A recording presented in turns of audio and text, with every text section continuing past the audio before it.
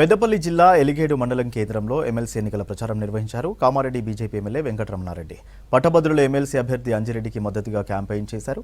Graduate private school teachers ని కలిశారు.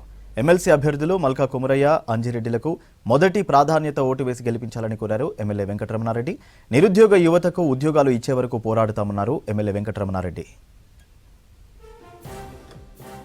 పట్టభద్రుల ఓట్లు రిజిస్టర్ అయినటువంటి పార్లమెంట్లు ఏవి అంటే కరీంనగర్ అండ్ పెద్దపల్లి పార్లమెంట్ మాత్రమే. అంటే యావత్తు ఉమ్మడి నిజామాబాద్, ఉమ్మడి మెదక్, ఉమ్మడి ఆదిలాబాదు, ఉమ్మడి కరీంనగర్ ఈ 4 ఉమ్మడి జిల్లాల్లో ఉన్నటువంటి 6 పార్లమెంట్లలో ఈ 2 పార్లమెంట్లనే 70% ఓట్లు రిజిస్టర్డ్ చేయబడింది.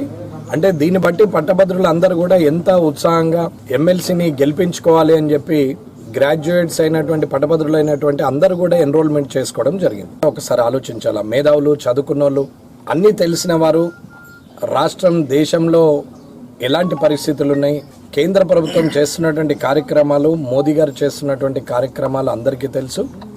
కాబట్టి ఉపాధ్యాయులు అందరూ కూడా ఆలోచించాలి.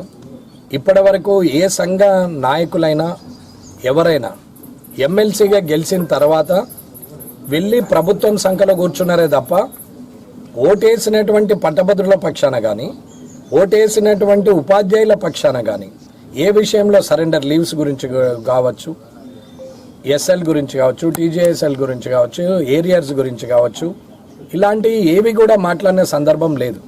ఒకసారి ఉపాధ్యాయులు కూడా అందరూ ఆలోచించాలి. మరి మనం ఓటేసిన నాయకుడు మన కోసం పోరాడకుండా ప్రభుత్వం పక్షాన నిలబడ్డప్పుడు మనకు రావాల్సినటువంటి పనులు, మనకు రావాల్సినటువంటి న్యాయపరంగా రాజ్యాంగబద్ధంగా రావాల్సినటువంటి ఇవి రాకుండా ఉంటే కొట్లాడాల్సినటువంటి ఈ ఎమ్మెల్సీలు ప్రభుత్వం పక్షాన నిలబడితే మనకేంటి లాభం అనేది ఒకసారి